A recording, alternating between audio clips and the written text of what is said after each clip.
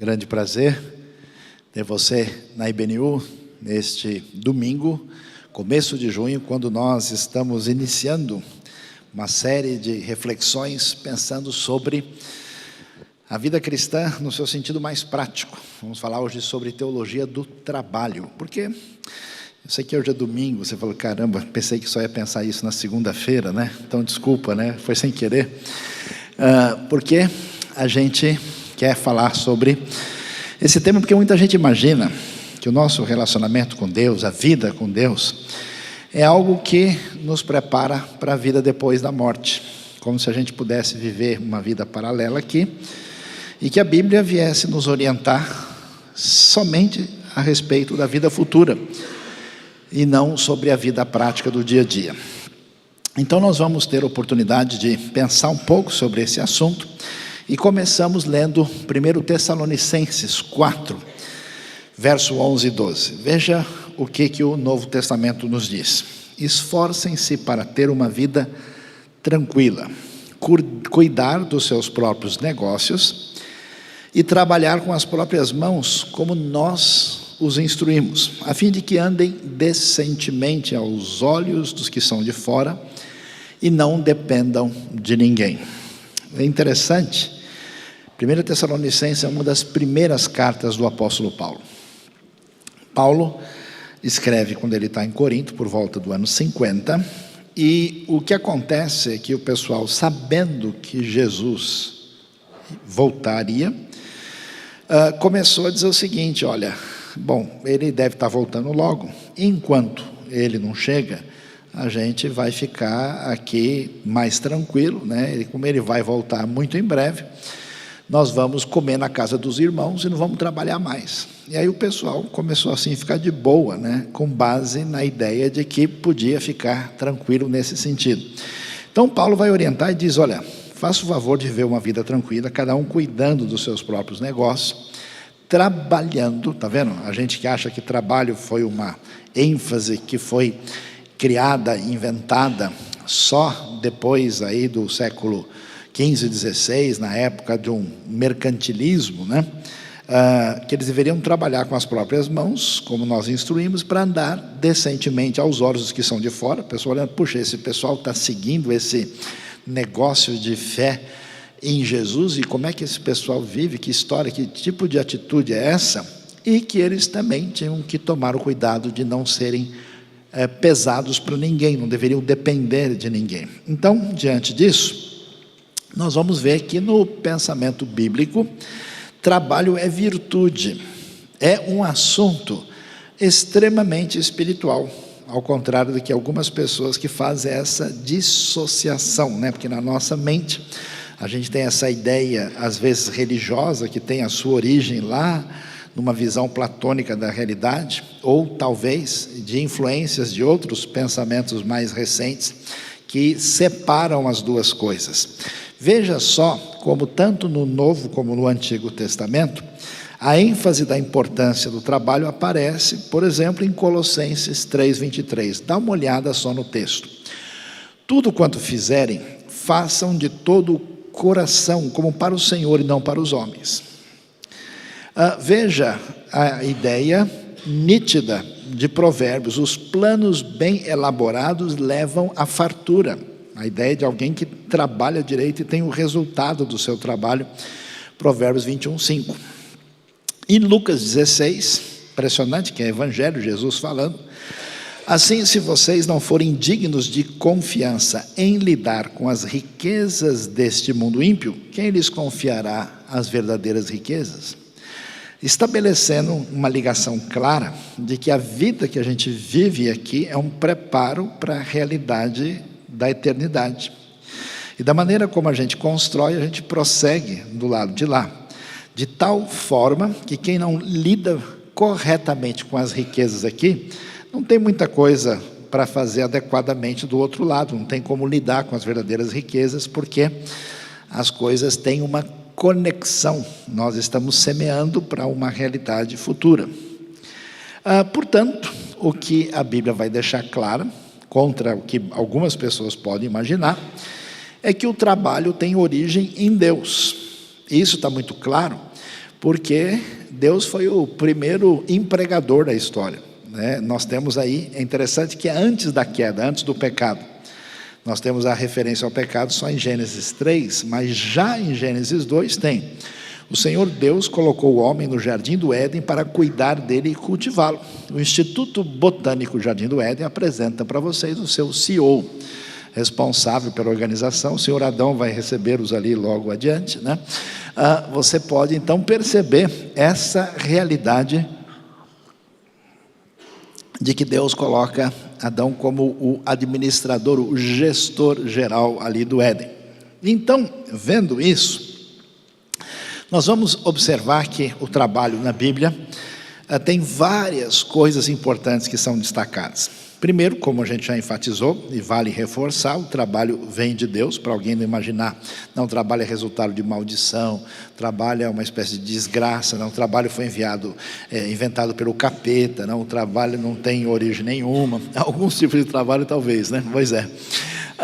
Mas a outra questão sobre a função do trabalho é que você vê, por exemplo, que Deus faz a criação e essa criação é completada. Ela é completada, mas ela não é exaustivamente terminada. Deus cria tudo que tem potencial criativo, isso se desenvolve, mas a população na criação era bem menor do que hoje, né? Tem muita gente que surgiu nesse eixo da história. Sejam bem-vindos à história de todos nós aqui. E milhares, milhões de criaturas novas surgem todos os anos, não só na nossa realidade próxima, mas no nosso planeta todo. Então, tudo está num processo de uma espécie de criação viva, constante. O mundo é criado incompleto. Por essa razão, uma das dimensões importantes da responsabilidade humana é trabalhar nesse mundo para torná-lo um lugar melhor. Nesse mesmo tom, a Bíblia critica a preguiça. Ela vê isso como um problema, não é uma bem-aventurança, né? A ideia é que o preguiçoso é um problema, de tal forma que ela até, num tom bem humorado, né? A Bíblia diz: olha, o preguiçoso fala, tem um leão lá fora, eu não vou sair, né? Então, é muito nítida a postura que o texto tem sobre isso. E ela menciona o sucesso na carreira, contra as visões preconceituosas que se tem sobre o texto bíblico. Provérbios 31, por exemplo, fala da mulher executiva, bem-sucedida, que aparece ali, que a gente costuma chamar de mulher virtuosa. Você vê a descrição, é uma pessoa extremamente produtiva em diversas áreas. E, além disso, Provérbios 22, 29, vai dizer o seguinte: você já viu alguém que é muito bom no que faz? Essa pessoa um dia vai trabalhar para o rei, vai chegar na presença dele. Isso é tão interessante que a gente observa como o trabalho, e o trabalho bem feito, e aquilo que é eficaz, recebe um destaque elogioso na literatura de Provérbios. Segundo Tessalonicenses, dá até uma radicalizada. Paulo estava meio cansado do pessoal mais folgado lá, que você pensa que tem folgado só lá no seu trabalho, não é bem o caso, né? Então ele diz: olha, o pessoal que está dizendo que não tem nada que trabalhar, que deixa para lá, que eles são muito espirituais, ele diz: ó, se o pessoal não quer trabalhar, também não deve comer. Que não trabalha, que não coma. E nessa ênfase importante e valiosa sobre o trabalho, existe também o elogio da generosidade, que aparece em Deuteronômio capítulo 15. Por quê? Porque a compreensão de que a gente pode produzir pelo trabalho, inclusive produzir mais do que precisa, que nos dá uma condição favorável, que nos possibilita estender a mão e ajudar aqueles que estão numa situação de necessidade. A lei bíblica falava do pobre, do estrangeiro, da viúva, do necessitado, de quem estava numa situação de dificuldade. A igreja primitiva também tem esse mesmo pensamento. Por isso que a generosidade é tão importante como uma possibilidade de investir, né, em projetos missionários, humanitários, e que beneficiam quem de fato precisa. E ela abençoa o coração de quem assim procede. A ideia de que o trabalho produz riqueza e que isso é bom é tão tranquila que muitas pessoas que são descritas na Bíblia como servos de Deus e que são apresentados na sua relação diferenciada com Deus eram pessoas ricas. Caso de Abraão, de Davi, de Jó. E veja que em nenhum momento a Bíblia mostra ou tenta sugerir que essa situação era ruim na vida deles. Ela trata isso como normalidade e com a ideia que Deus, que é dono da prata e do ouro, abençoou a vida daquela pessoa. E é interessante ver uma coisa que não está tão clara para todo mundo, é que a nossa salvação, a nossa condição diante de Deus, claramente se recebe pela graça e pela fé. Pela graça vocês são salvos, por meio da fé. Isso não vem de vocês, é um presente de Deus, não vem das obras, para que ninguém se sinta orgulhoso. Então, nós somos salvos de graça, sem influência da nossa religião, da nossa prática de boas obras. A gente não compra a Deus com nenhum tipo de comportamento religioso. A salvação é de graça. No entanto, a nossa caminhada na direção da vida eterna é uma caminhada de investimento. Por quê? Existe a doutrina de 1 Coríntios 3 de galardão. A Bíblia fala que existe o fundamento que está posto, que é Jesus, e cada pessoa constrói em cima desse fundamento, e constrói uma espécie de edifício. Com que tipo de material? Palha, é sugerido lá, pode ser madeira, pode ser pedras preciosas.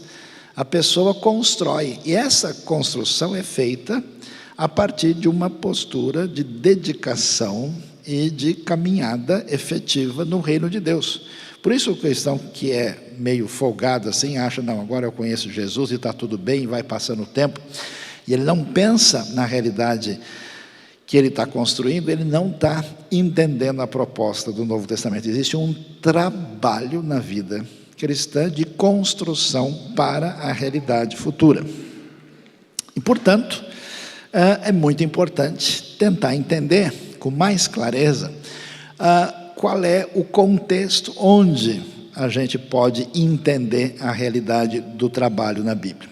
Veja lá, a gente tem dois problemas sérios no nosso mundo. Existe o pessoal que defende a atitude de um ócio, né? Como se a gente pudesse viver a vida sossegadamente, sem se preocupar com nada, que de repente vai surgir algum tipo de realidade, de estrutura que vai ser responsável pela nossa caminhada, e o nosso esforço não é tão relevante assim.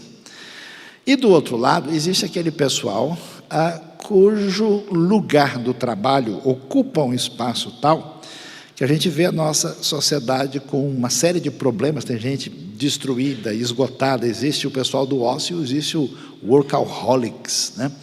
Existem as pessoas que se dedicam de tal maneira até o ponto de não ter qualquer referência. O importante é executar, realizar e ter retorno.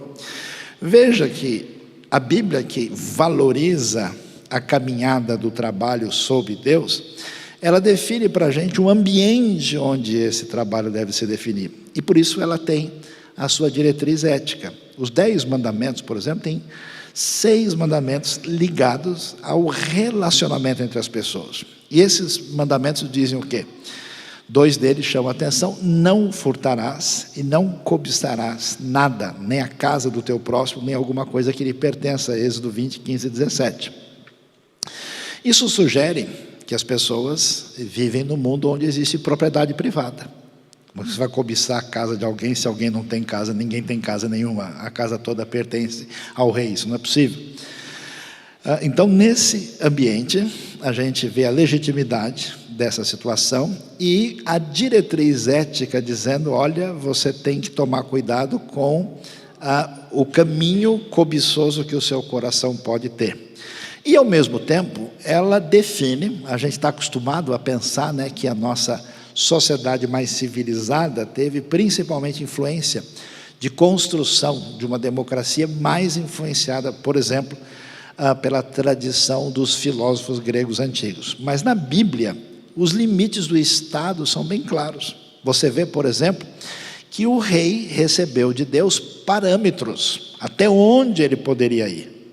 De modo que, diferente das dos grandes impérios antigos, na orientação bíblica, Deuteronômio 17, de 14 a 20, dizia: olha, o rei não pode juntar para si o que ele quiser. Não é para ele multiplicar e ter um grande exército sem tamanho. Ele não pode ter um harém gigantesco. Você vê uma série de detalhes limitando o poder do rei. Isso fica mais claro quando a gente lê 1 Samuel 8, 11 a 18, que fala sobre essa realidade, os parâmetros e o abuso do poder real. Então a gente observa que o trabalho é possível dentro de um ambiente onde a gente constrói uma sociedade na qual é absolutamente importante o esforço e a recompensa de cada um, e ao mesmo tempo existe uma realidade legal que está sobre isso, e não pode haver um domínio completo de qualquer elemento que entre nesse cenário. Portanto, nesse ambiente onde o trabalho é valioso, em Gênesis 1, 26, quando Deus cria o homem à sua imagem e semelhança, a orientação divina, muito clara, é que essa imagem pede do homem a sua responsabilidade de gerir a criação. Ele deve dominar sobre tudo. E ao fazer isso, claro, para que a gente consiga caminhar, isso envolve gerar recursos de modo responsável, para que essa realidade seja melhor. Então veja que coisa interessante, isso não tá claro na cabeça das pessoas. Eu acho que é uma das razões porque muita gente não lê a Bíblia e quando lê não entende, porque ele está com uma expectativa errada, ele está pensando e lendo coisas no texto que está na cabeça dele, o texto não está tratando disso, ele não tem uma visão concreta. Por exemplo, na Bíblia tem mais de 2.300 versículos que falam diretamente, são mencionados o dinheiro. Menos de 500 versículos falam sobre fé, e cerca de 500 sobre oração. E é interessante, né? Porque, ainda mais quando a gente pensa sobre Jesus, ninguém associa Jesus com dinheiro. Você vê que a única vez que Jesus realmente mostrou uma impaciência mais acentuada foi quando ele viu o uso indevido de dinheiro dentro do templo. Ele chegou lá contra a crença popular, ele não bateu em ninguém. O texto é que o pessoal vê filme, vê um monte de coisa, né? E aí vai falar aquilo que o texto não está trazendo. Ele derrubou as mesas dos cambistas só, ele não deu chicotada nas costas de ninguém. Lê o texto com atenção. Mas Jesus viu a exploração que se fazia lá. Você já reparou que Jesus fala sobre o quê? Sobre a dracma perdida, a moeda, o denário, as minas. A linguagem é absolutamente muito ligada ao cotidiano da vida das pessoas. Por isso ele enfatiza mais isso do que qualquer outra coisa, porque esse é um assunto muito importante. Portanto, a gente tem que ter uma atitude correta na vida. Nem ócio, como muita gente folgada quer, né? Viver tranquilamente aí a semelhança dos Tessalonicenses, porque quando a pessoa se entrega ao ócio e ela acha que alguém tem que levar o peso da sua vida, primeiro ela abriu mão do seu potencial, depois abre mão da sua própria honra. É diferente quando alguém realmente tem um problema, uma necessidade, uma circunstância desfavorável. A própria Bíblia nos orienta sobre isso, de como ajudar os que vivem em situação difícil. É diferente de alguém que resolve deitar eternamente em berço esplêndido, ao som e o mar à luz do amigo, né, que está do lado. Aí o negócio não funciona. Então, nem ócio, nem uma atitude de postura tão gananciosa que faz da pessoa um refém de um negócio. Ou seja, a pessoa entra lá, não quer nem saber o que ele está fazendo, não tem nenhuma referência ética, então nem ócio, nem refém de um negócio. Vamos ver o que é que aprendemos da parte de Deus. Vamos lá. Para pensar sobre isso, historicamente as pessoas que leem a Bíblia chegaram a 3 conclusões diferentes. Tem gente que diz que está entendendo o que Deus deseja, e disse o seguinte: Deus quer que todo mundo seja o mais pobre possível. Por quê? A pessoa verdadeiramente espiritual, ele não se importa com nada. Ele pensa só nas coisas não materiais, e o bom seguidor de Jesus é o cara que tem uma camisa só. É o sujeito que nem banho não toma. Vocês estão dando risada, né? Mas isso foi defendido oficialmente. Quanto mais miserável e sujo o sujeito ficasse, mais perto da plena espiritualidade ele se encontrava. E aí textos que a gente conhece, como Jesus falou para o jovem rico, né? Venda tudo o que tem e dê aos pobres, fora de contexto foram avaliados de uma maneira, Lucas 12:33, Lucas 18:18-22, que ajudou a construir a visão monástica medieval, que era uma postura de afastamento do mundo, como se o mundo criado por Deus fosse um problema em si só. Então, como é que a gente vive a vida? Venda tudo e dê aos pobres. Essa visão parece adequada, mas a gente percebe que a igreja cristã primitiva não pensava assim. 1 Timóteo 6 está falando para os primeiros cristãos, diz, diga para os ricos desse mundo que eles ajudem. Se tinha rico desse mundo na igreja, quer dizer que a gente sabe que nem todo mundo vendeu tudo, né? O texto de Atos 2 fala de uma coisa muito positiva e boa, mas não era uma realidade que deveria ser realidade de todas as pessoas. Alguém pode até ser especialmente chamado por Deus, por uma dedicação específica na sua vida e ter uma vida muito simples, mas isso não é algo mandatário para todos os discípulos de Jesus. O outro pessoal foi para o outro caminho. Falou, não, quem está com Deus está arrebentando a boca do balão. Sinal de que Deus está na sua vida é que a grana está rolando solta. Então, aquele que pede, busca, bata, da porta vai abrir, tudo que você buscar você vai conseguir. A planta onde o seu pé pisa é seu. Você agora vai ser o filho do rei. E aí o que a gente faz? A gente tem que só tomar posse da bênção. Está tudo já garantido. As encomendas já foram mandadas pelo aí o SEDEX espiritual, é só mandar retirar. Nenhuma das ideias tem muito sentido quando analisadas de fato. A visão bíblica é uma visão de administração. Como assim? Essa visão é a visão que predominou e predomina na tradição judaica e protestante. Por isso que esses ambientes têm marcado a história de maneira favorável em vários aspectos nesse assunto. E ela está fundamentada na parábola dos talentos e não tem a ideia nem de pobreza, nem de riqueza indiscriminada. A ideia fundamental por trás ali é de prestação de contas, que a gente vai entender com mais clareza na sequência. Vamos lá. Como é que essas perspectivas entendem a maneira de lidar com algumas coisas fundamentais da vida? Por exemplo, que atitude a gente deve ter com a pobreza? Por que alguém nasce pobre? Em alguns ambientes do mundo, isso é o karma dele. Isso é uma conta que ele está pagando da vida anterior. Na verdade, a gente é assim porque a gente nasceu assim e acabou.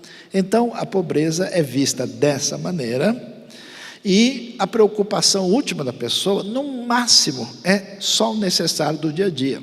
Imagina, abrir uma poupança é uma falta de fé sem tamanho. Esse negócio de bolsa de valores, queima ela, Jesus, destrói essa bolsa agora, isso não pode ser, onde já se viu, né? Atitude em relação à vida econômica de alienação completa e não há nenhuma preocupação com essa realidade.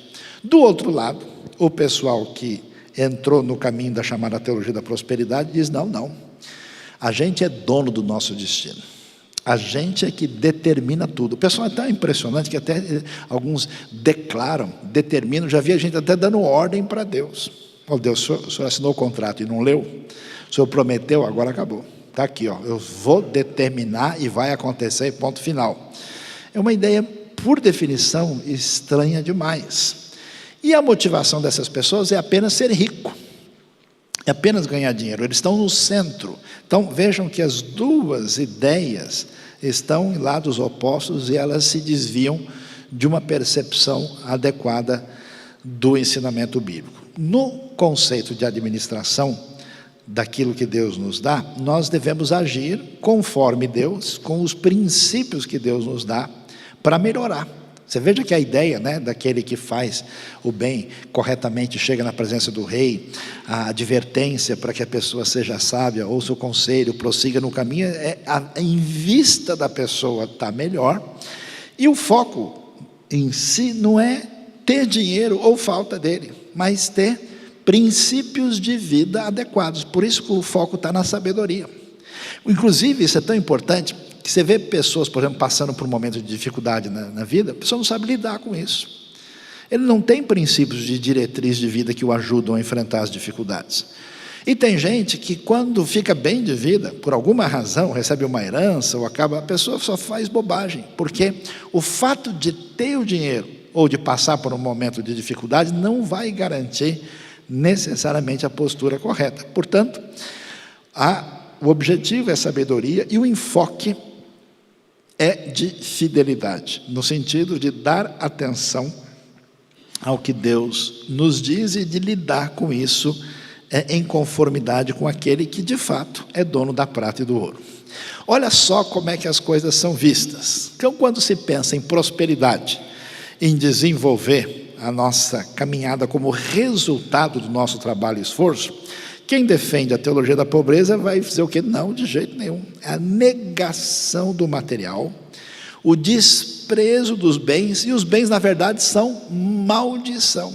Quanto mais coisa chegar na sua mão, mais o capiroto está chegando perto de você. A coisa, fica bem complicada, não é coisa boa. A visão da prosperidade é a ideia de que a prosperidade é a recompensa do justo. Ou seja, se você está prosperando, a sua vida está certa, e se você está fazendo a coisa certa, você nunca vai passar por nenhum problema, a prosperidade vem automática. Não é assim que as coisas acontecem. Por quê?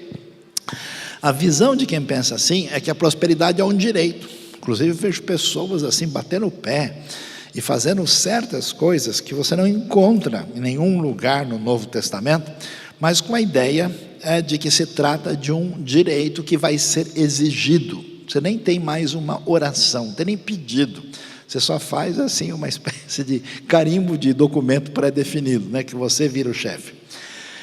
Quando a gente pensa na perspectiva bíblica, os bens, olha só, são confiados a nós de modo variável. A Bíblia nunca se incomodou que as pessoas sejam diferentes. Faz parte da diversidade que Deus cria nesse mundo. E não é verdade que é mais abençoado quem tem mais dinheiro ou quem tem menos dinheiro. Não, o critério não é esse, mas como é que a pessoa lida com aquilo que Deus permite que chegue à sua vida, ou que Ele desenvolveu. Então, os bens são variáveis, isso não é nenhum problema, e os bens que eu tenho na minha mão, que na verdade pertencem a Deus, é um privilégio ser encarregado da parte de Deus para lidar com isso, porque na verdade, falando a frase popular mais conhecida, a gente não é dono nem do nosso nariz. A gente tem um tempo limitado de vida na terra. Você não tem os bens. Inclusive tem gente que os bens têm a pessoa e domina a pessoa por completo. Você administra durante um certo tempo. A gente que entra em crise total, chegando perto do fim da vida, descobre que juntou um monte de coisa, agora não sabe nem o que fazer. Como é que lida com isso? Esses bens estão aí temporariamente, talvez 30, 40, 50, 60 anos na nossa mão, depois não estarão mais. Então é um privilégio ter a responsabilidade de lidar com eles. Então, como é que se pensa sobre a vida? O que é necessário? Quem tem a cabeça da pobreza, ele tem uma vida sem cuidado. Eu não quero nem saber, para que pensar nesse negócio? O futuro Deus sabe. Não, a gente confia em Deus, mas a mesma Bíblia que fala sobre oração, a mesma Bíblia que fala para a gente aprender a depender de Deus, diz uma série de coisas importantes sobre a sabedoria do dia a dia, por exemplo, em Provérbios. Até Jesus diz, se você vai enfrentar um exército, um outro rei, como é que você vai se você não calcular quantos você tem? Como é que você vai construir uma torre e não sabe como é que isso vai ser feito? Então, essa atitude, que tenta dizer que está buscando o reino de Deus acima de tudo, não é uma atitude adequada, e ela simplesmente tem uma postura de rejeição completa dos bens. Na prosperidade, a coisa é muito complicada, porque muda-se o conceito de Deus. Deus, na Bíblia, é soberano, é poderoso, é o Criador do universo, Ele é o Senhor de toda a terra, e a gente se submete a Ele. Aqui não. Aqui você entra numa atitude em que você supostamente pode manipular Deus. Você negocia com Ele. Você faz uma espécie de transação. Deus, é o seguinte, vou dar oferta hoje e o Senhor está me devendo aquilo ali. Olha, eu fiz isso, agora você faz favor de me abençoar. Isso é uma negação completa do sentido próprio de quem Deus é. Dízimos e ofertas são usados para ter bênçãos, e o mau uso de Malaquias 3,10 é utilizado. E a pessoa diz, que se eu der alguma coisa em algum projeto religioso, necessariamente o meu bife não queima mais. Está tudo resolvido, Deus agora vai estar comigo. A pessoa age como se ele fosse dono da situação, enquanto o outro rejeita os bens. No conceito do ensino neotestamentário, você tem uma ideia de administração fiel. Por quê? Porque as riquezas pertencem a Deus. Minha é a prata e meu é o ouro, diz o Senhor. Você vai passar um tempo com os seus dons, com sua capacidade, com aquilo que você tem, que você desenvolveu, com seus recursos, com os bens que estão na sua mão. E o que você está fazendo com eles? Por isso a sua posição é de gerente. Se quiser melhorar, podemos até sugerir um CEO, né? um responsável, um organizador, um mordomo, um administrador. Por essa razão, a gente vai ver 1 Coríntios 2 falando sobre isso. Olha só o que Paulo escreve nessa carta, que é escrita depois das cartas aos Tessalonicenses e que nos traz orientação aqui muito clara. Portanto, que todos nos considerem como servos de Cristo. Então essa é a nossa posição, que são o quê? Encarregados dos mistérios de Deus. Tem uma posição em relação ao que Deus tem a nos oferecer, que é chamada de encarregado. O que se requer desses encarregados é uma atitude só, é de fidelidade. Vamos entender um pouquinho isso mais? Olha que coisa interessante.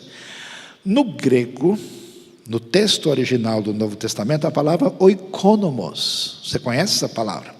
Da onde veio a palavra economia. Economia, né? O termo, o encarregado, que é um gerente, um administrador, é essa a ideia que é dada a nós. Deus colocou você como gestor de uma série de recursos. E você é responsável por isso. Você é uma pessoa que administra uma série de coisas importantes da parte de Deus, que na sua abençoada existência chegou às suas mãos. Como é que você tem feito com seus talentos, com a sua capacidade, com seus recursos? Em que medida isso é bênção para a sua família, para você, para a sua comunidade, para a sua sociedade onde você está inserido? Foi Deus quem nos confiou a responsabilidade de sermos encarregados, gerentes responsáveis. Essa função é tão valiosa que o Salmo 8, por exemplo, que é um comentário de Gênesis 1, falando sobre a teologia da criação, o lugar do ser humano nesse projeto de Deus, olha o que diz sobre ele: tu o fizeste dominar sobre a obra das tuas mãos, sobre os teus pés tudo puseste. Olha a responsabilidade. Por que isso é tão importante? Porque para ter uma sociedade melhor, construir esse mundo melhor enquanto o reino não chega na plenitude, na vinda de Cristo, se pessoas de bem que estão sob a orientação de Deus se desenvolverem e tiverem em lugares, em posições onde possam fazer diferença beneficamente, nós temos a possibilidade de abençoar a vida de muitas pessoas. Portanto, que tipo de enfoque a gente precisa ter? Tem, de novo, as 3 opções. Quem pegou a ideia errada, não bíblica, da teologia da pobreza, imagina que poupar para o futuro não é visto como uma coisa espiritual. Nem penso nisso, não sei o que vai acontecer, seja o que Deus quiser. Ou será que não seja o que a minha pouca responsabilidade está pensando? Para essas pessoas, progredir financeiramente não é tema espiritual, então não importa. Ele não entende como o seu desenvolvimento e progresso pode e deve ser canal de bênção, não só para a sua vida, como para a vida de outras pessoas. Isso é relevante e importante, porque muitas pessoas até têm uma cabeça assim, dizendo, não, olha, eu estou preocupado demais em desenvolver a minha vida, não estou sendo suficientemente espiritual. Essa divisão não é bíblica. É diferente. Se alguém tem uma missão específica na sua vida, ele deve se dedicar a ela por causa daquela missão. Na visão também incorreta da teologia da prosperidade, Deus me deve as suas promessas e eu vou cobrar.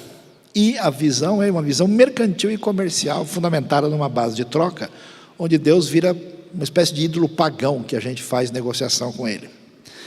Na visão bíblica, na administração do que é de Deus, a minha espiritualidade não se define pelo que eu tenho, posse. Não é quem tem mais ou menos dinheiro, necessariamente, está numa condição melhor diante de Deus. Não é isso. Mas a maneira como eu lido com o que eu tenho.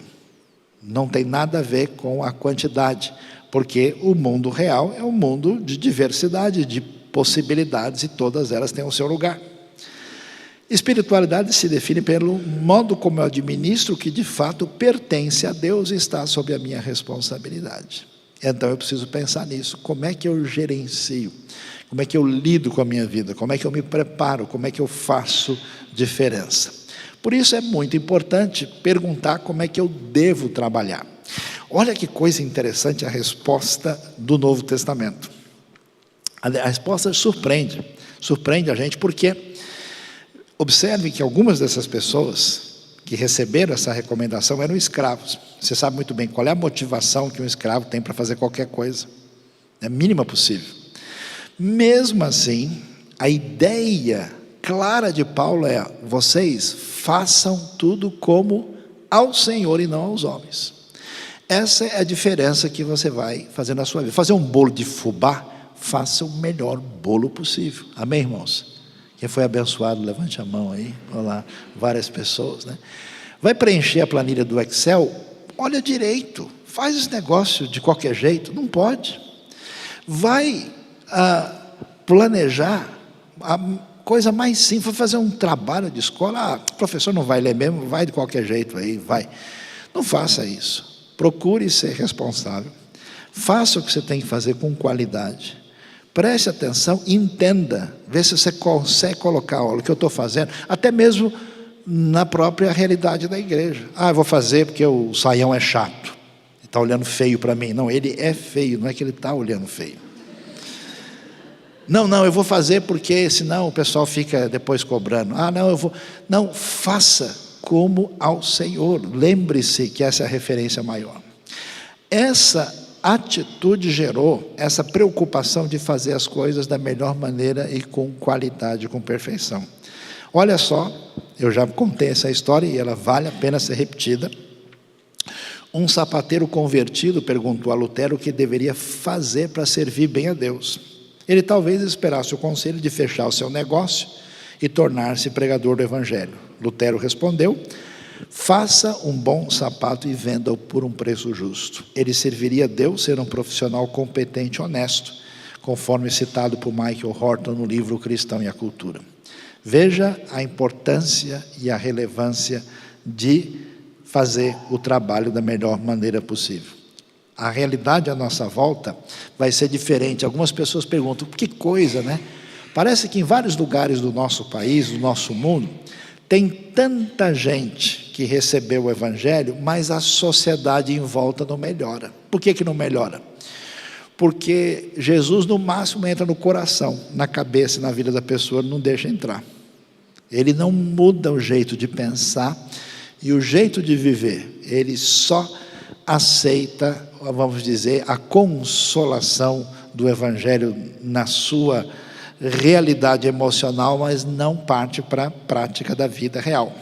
Então a coisa fica difícil. Portanto, que orientações finais nós temos sobre esse tema, que a gente começa a ver a preocupação de Paulo em 1 Tessalonicenses, já na igreja primitiva. Deus deve reinar no trabalho e na economia. Não é isso. Isso aí é dinheiro, é sujo, é não sei o quê. Quanto mais longe disso a gente ficar, melhor. Imagina, aí toda a sociedade vai apodrecer. A economia e a realidade do trabalho vai funcionar melhor se tiver parâmetros de Deus para direcionar isso. Por isso, Deus deve reinar nisso também. Você tem a responsabilidade, com o dom que você tem, com a sua capacidade, com a sua singularidade, você deve desejar e fazer de tudo para prosperar e crescer. Não, eu quero ser, não quer nada, desenvolva. Olha, essa semana saiu uma notícia de uma senhora de 100 anos de idade que ganhou uma eleição numa pequena cidade na Alemanha, porque ela queria resolver um problema da cidade e ninguém resolvia. Ela cansou de reclamar, foi lá, se candidatou e venceu e está resolvendo. A mulher tem 100 anos e você diz que está cansado. Sai fora, para com isso. Que isso? Você deve ter projetos e procurar prosperar e crescer. Observe os parâmetros de Deus. Você sempre deve ser fiel e honesto. Não negocie a sua ética. E não entre no caminho errado. Não deixe o dinheiro reinar a sua vida. O objetivo não é acumular um monte de coisa para não saber o que fazer com isso. Não faça isso. Você administra por um tempo que é de Deus. Entenda o seu papel nesse cenário maior. E para impedir o envenenamento do seu coração, seja compassivo e generoso. O objetivo da vida é fazer com aquilo que Deus nos deu, abençoe os outros. Então desenvolva, deixe dessa mentalidade, eu não posso fazer nada por ninguém, seja compassivo e generoso e abençoe os outros. Invista tempo e recursos no reino de Deus. E como a gente disse, cuidado, nem ócio, nem seja refém de qualquer negócio. Que Deus nos abençoe e nos ajude na nossa caminhada de saber lidar com esses temas tão importantes e fundamentais na nossa vida. Se você gostou dessa mensagem, você foi abençoado por essa mensagem, então vai lá, dá um joinha, inscreva-se no nosso canal e aperte lá o sininho para receber todas as notificações.